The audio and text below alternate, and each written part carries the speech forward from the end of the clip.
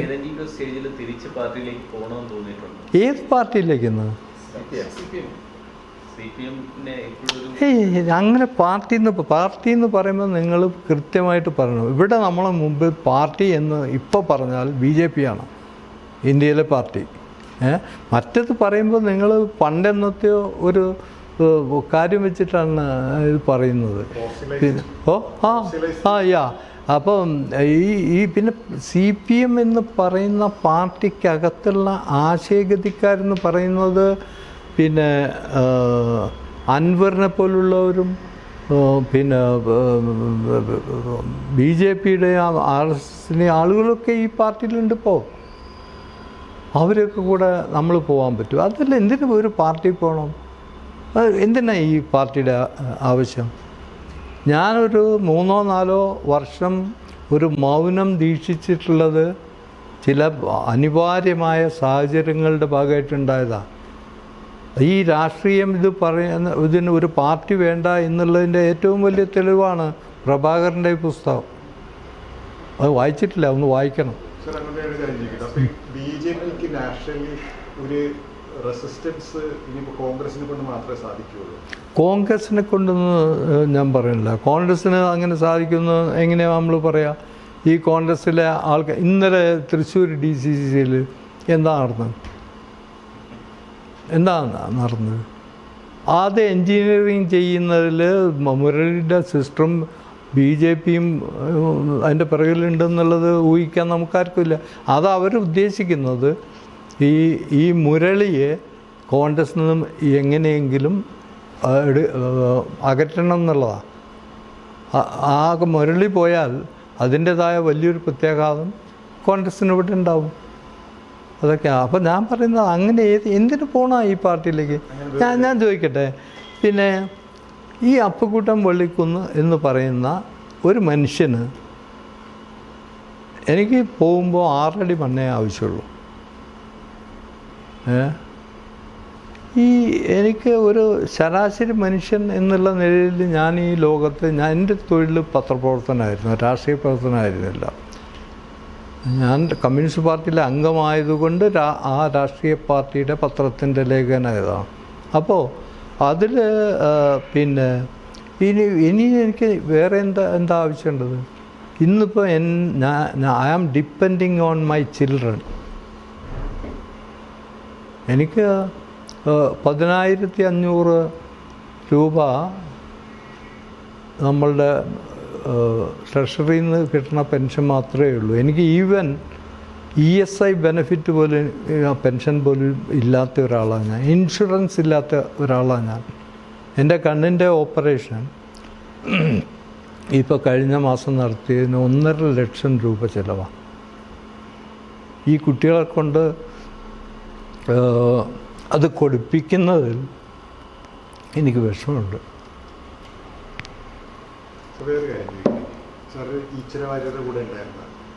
രാജൻ സംഭവം നടക്കുമ്പോൾ കേരള പൊതുസമൂഹം കൊടുത്തൊരു സപ്പോർട്ട് ഇപ്പോൾ ഈ വെറ്ററിനറി കോളേജ് സാർ അതായിട്ട് ഭൂമിച്ചുകൊണ്ട് പറയുകയാണ്. ഇന്നത്തെ കേരളത്തിലെ പൊതുസമൂഹം പോലും ആ ഒരു ഇഷ്യൂ റേസ് ചെയ്യുന്നില്ല, പ്രതിപക്ഷവും ഇല്ല സാർ. അത് ഒരേപോലെ അല്ല, ഇവിടെ 2 കാര്യങ്ങളും നമ്മൾ കാണണം. ഒന്നെന്താണെന്ന് പറഞ്ഞാൽ, ഭരണത്തിൽ ഏറിയ ഭരണത്തുടർച്ചയിലെത്തിയിട്ടുള്ള ഇടതുപക്ഷ പാർട്ടികൾ, ആ ഇടതുപക്ഷ പാർട്ടികൾ കേരളത്തിൽ സമരം ചെയ്യുന്നില്ല. ജനങ്ങളുടെ പ്രശ്നങ്ങൾ ഏറ്റെടുക്കുന്നില്ല. സുരേഷ് ഗോപി അതാ പറഞ്ഞത്. ഞാൻ ഈ 2 കൊല്ലം കൊണ്ട് കണ്ടു പല ആളുകളുടെയും അവസ്ഥ കണ്ടു. അവിടെ അവരിങ്ങനെ കിടക്കുന്നിടത്തൊന്നും എത്തി നോക്കാൻ ഒരാളില്ല. ഞാനവിടെ എനിക്ക് കഴിയാവുന്നിടത്തൊക്കെ പോയി. അതാണ് ഇന്നത്തെ കേരളത്തിൻ്റെ അവസ്ഥ. ഇടതുപക്ഷ പാർട്ടികൾ സമരരംഗത്തില്ല. രണ്ടാമത്തെ ഒരു മാറ്റം വന്നിട്ടുള്ളത്, എന്ത് പ്രശ്നം ഇവിടെ ഉണ്ടായാലും പിന്നെ ഉടനടി അത് യൂത്ത് കോൺഗ്രസ്സോ ഏറ്റെടുത്ത് അവരാണിപ്പോൾ സമരരംഗത്തുള്ളത്. ഇപ്പോൾ എന്നല്ല, അത് തീവ്രമായത് ഈ ജാഥയില്ലേ, ബസ് യാത്ര, ആ നവകേരള സദസ്സുമായി ബന്ധപ്പെട്ട യാത്രയോടുകൂടിയാണ്, ആ അടിയോടും കൂടിയാണ് അത് പിന്നെ തീവ്രമായി എന്ത് വിഷയം ഉണ്ടായാലും അവർ ഏറ്റെടുക്കുന്നുണ്ട്. ഇതൊരു മാറിയ ഇതാണ്. ഇവർക്ക് ഇതിൻ്റെ രണ്ടിൻ്റെയും ഇടയിൽ നിന്നുകൊണ്ടുള്ള ഒരു ഇതേ ഇപ്പോൾ BJP ഇവിടെ ചെയ്യാൻ കഴിയുന്നുള്ളൂ. കാരണം അവർ അങ്ങനെ ഒരു ത്രിശങ്കു രാഷ്ട്രീയത്തിലാണ് ഇപ്പോൾ അവർ നിൽക്കുന്നത്. അപ്പോൾ സ്വാഭാവികമായിട്ടും ഒരു തിരഞ്ഞെടുപ്പ് എന്നുള്ള നിലയിലേക്ക് അവർ ലക്ഷ്യമിട്ടുകൊണ്ട് അവരിറങ്ങുമ്പോൾ ഇവർക്ക് പ്രതിരോധിക്കാൻ കഴിയില്ല. അവർക്ക് അവർ ഇനിയിപ്പോൾ എത്ര ഇത് ചെയ്താലും, കാരണം ഇത് DK ചെയ്യേണ്ടത് അത്രയും DK ആയി കഴിഞ്ഞു. ചോദിച്ചതിൻ്റെ ഒരു കണ്ടിന്യൂഷൻ ആയിട്ട് ഞാൻ ഈ സിദ്ധാർത്ഥൻ കേസിലെടുക്കുന്നത് ഈ CPM പോയതിൻ്റെ മിക്കവാറും പേര് ഇപ്പോൾ KR ഗൗരിയമ്മയാണെങ്കിലും മേ ബി VP ചെറിയാനാണെങ്കിലും ഒക്കെ ഒരു തിരിച്ചു വരാനുള്ള ആഗ്രഹം പ്രകടിപ്പിക്കുകയും അതാണ് മറ്റേ ഒരു ഫൈനൽ റെസ്റ്റിംഗ്. അതൊക്കെ CPM ഉണ്ടാക്കിയിട്ടുള്ള കാര്യമാണ്. പിന്നെ ചെറിയാനൊക്കെ ഞാനുമായിട്ട് വളരെ അടുത്ത ആളാണ്. അപ്പോൾ പിന്നെ ഇപ്പോൾ ഞാൻ ചോദിക്കും, നിങ്ങളിപ്പോൾ വന്ന് കാണണമെന്ന് പറയുമ്പം വേണ്ട എന്ന് എനിക്ക് പറയാം. പക്ഷേ ഇത് ചെറിയാനെ സംബന്ധിച്ചിടത്തോളം പിന്നെ നമ്മളെ ഈ വിഷയം ഉണ്ടായല്ലോ, എന്തായിരുന്ന ഒരു ശാസ്ത്രീയ വിഷയം ഉണ്ടായി. ചെറിയാൻ ദേശാമാലിൽ ലേഖനം എഴുതി, എന്തായിരുന്നു ഓർക്കുന്നുണ്ടോ? അപ്പോൾ അത് പബ്ലിഷ് ചെയ്തു. അത് പബ്ലിഷ് ചെയ്തതിൻ്റെ പേരിൽ പക്ഷെ ഇവർക്ക് ഇതിനെന്തെങ്കിലും ആവശ്യമുണ്ടോ? ആരെങ്കിലും അങ്ങനെ നിങ്ങൾ ഇന്നത്തെ ആ ദേശാമാനി ഒന്ന് എടുത്തു നോക്കൂ. എങ്ങനെയാണ് ജനങ്ങളിലേക്ക് എത്താൻ കഴിയുക? അത് എന്താണത്? അത് കണ്ടില്ല ഇന്നത്തെ. പോട്ടെ, അതൊന്ന് സൗകര്യംപോലൊന്ന് എടുത്തു നോക്ക്. കാരണം എത്രയായാലും ഒരു പത്രത്തെ സംബന്ധിച്ചിടത്തോളം ഇന്ത്യയിൽ നടന്ന ഈ തെരഞ്ഞെടുപ്പും ഒരു ഇതുമല്ല അതിൻ്റെ ഏറ്റവും പ്രധാനമായ വാർത്ത. ഓക്കെ, അതായത് സാറിനെ പറയുന്നുണ്ടായിരുന്നു CPM ഒരു മറ്റേ കറക്ഷൻ വരുത്തുകയാണെങ്കിൽ CPM-ന്റെ മുൻ സംസ്ഥാന കമ്മിറ്റി അംഗം എന്ന നിലയ്ക്ക് എന്ത് തരം കോഴ്സ് കറക്ഷനാണ് പാർട്ടി ചെയ്യേണ്ടത്? പാർട്ടിക്ക് തിരിച്ചു വരണം എന്ത് തരം? അതായത് ഒരു വ്യക്തി കേന്ദ്രീകൃതമായിട്ടല്ലല്ലോ, അതായത് ഇപ്പോൾ പിണറായിയോ CPM-ഓ എന്നുള്ളതല്ല, എന്ത് തരം കോഴ്സ് കറക്ഷനാണ് പാർട്ടി ചെയ്യേണ്ടത്? ഒരു CPM-കാർക്ക് അറിയാത്ത കാര്യമൊന്നുമല്ല, അത് ഒരാൾ പറഞ്ഞു കൊടുക്കേണ്ട ഒരു കാര്യമല്ല. ഒരു തൊഴിലാളി വർഗ പാർട്ടി എന്ന നിലയ്ക്ക് രാജ്യത്തെ കഷ്ടപ്പെടുന്നവരായ മനുഷ്യരെ അവർക്ക് ഒരു വിശ്വാസവും സംരക്ഷണവും നൽകുന്നവരാവണം കമ്മ്യൂണിസ്റ്റുകാർ എന്നുള്ളതാണ് ബേസിക്കായിട്ടുള്ള പ്രശ്നം. അതിലെ വർഗപരമായെന്നുള്ള വിശകലനത്തിലേക്കൊന്നും ഞാൻ കിടക്കണില്ല. അപ്പോൾ ഇതിലെ ഒരു രണ്ട് പ്രധാനപ്പെട്ട ഇതാണ്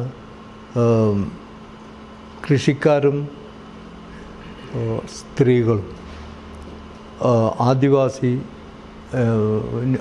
അതുപോലുള്ള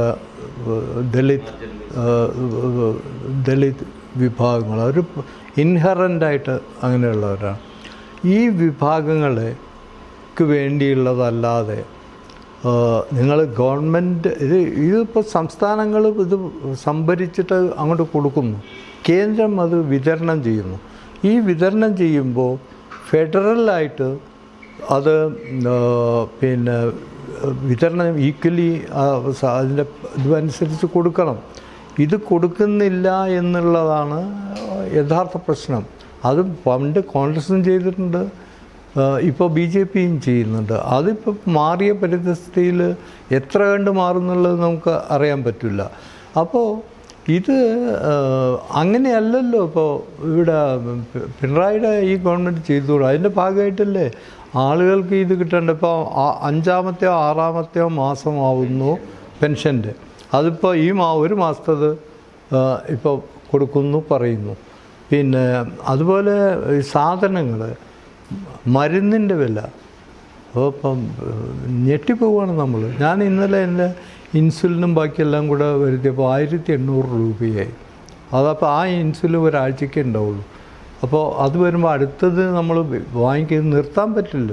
ഇതിപ്പോൾ ഈ പാവപ്പെട്ട എൻ്റെ ഒരു സ്ഥിതി അങ്ങനെയാണെങ്കിൽ ഇതൊന്നുമില്ലാതെയുള്ള നമ്മളെ കുടിലുകളിലും ഇതിലും അതുമല്ല ഈ തൊഴിലില്ലാതെ അതാണ് ഈ തൊഴിലില്ലായ്മ എന്ന് പറയുന്ന പ്രശ്നം കമ്മ്യൂണിസ്റ്റ് പാർട്ടി പണ്ടേ എടുത്തിട്ടുള്ളൊരു പ്രശ്നമല്ലേ. അതിനാണോ പ്രയോറിറ്റി? കേരളത്തിൽ പ്രയോറിറ്റി ഉണ്ടോ?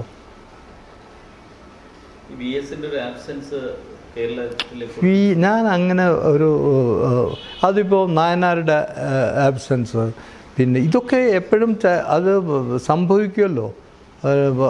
ആരോഗ്യ പ്രശ്നം ഇല്ലാതായാലും സംഭവിക്കും. മറ്റ് ഈ സജീവമായ ഒരാളായിട്ട് VS ഉണ്ടായിരുന്നെങ്കിൽ അദ്ദേഹം സ്വീകരിച്ചു പോകുന്ന ചില നയങ്ങൾക്ക് വേണ്ടി അദ്ദേഹം പാർട്ടിയിൽ ഫൈറ്റ് ചെയ്യുമായിരുന്നു.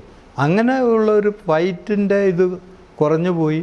പിന്നെ EMS ലാസ്റ്റ് ചൂണ്ടിക്കാട്ടിയൊരു കാര്യമുണ്ട്, കേരളത്തിലെ പാർട്ടീൻ്റെ പ്രശ്നം എന്താണെന്നുള്ളത്.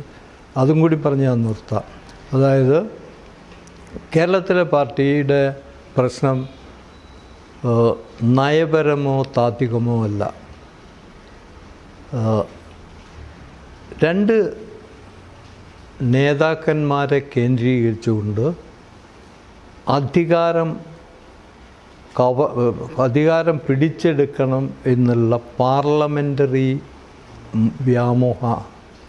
അപ്പോൾ അത് തിരുത്തിയിട്ടില്ലെങ്കിൽ കേരളത്തിലെ പാർട്ടി പിന്നെ പാർട്ടിയുടെ ഭാവി തകരാറാവും. അതുകൊണ്ട് ഇതൊരു പ്രത്യേക വിഷയമായി PB എടുത്ത് ഇത് ചർച്ച ചെയ്യാം. അങ്ങനെ PB അതിനൊരു പ്രത്യേക റിപ്പോർട്ട് തയ്യാറാക്കണം കേരളത്തിന് വേണ്ടി. ഞാനും തയ്യാറാക്കാമെന്ന് പറഞ്ഞ അത് കേരളത്തിൽ നടന്നിട്ടില്ല. അപ്പോഴേക്ക് അത് ചെയ്തില്ല. അതിൻ്റെ പിറകെ EMS മരിക്കുകയും ചെയ്തു. ഇതാണ് ഈ പ്രശ്നങ്ങളുടെ ഒരു അടിസ്ഥാന കാരണം. അത് ആ വ്യക്തി VS ആയാലും അത് പിണറായി വിജയനായാലും അതല്ല നാളെ വേറെ ഒരാളായാലും ഇങ്ങനെ പോകും. അങ്ങനെ പോയാൽ അവസാനം പിന്നെ മോദി ഇങ്ങനെ പോയിട്ട് വീഴാമെങ്കിൽ പിന്നെ പിണറായി വിജയൻ എവിടെ പോയിട്ടാണ് വീഴുക എന്നുള്ളത്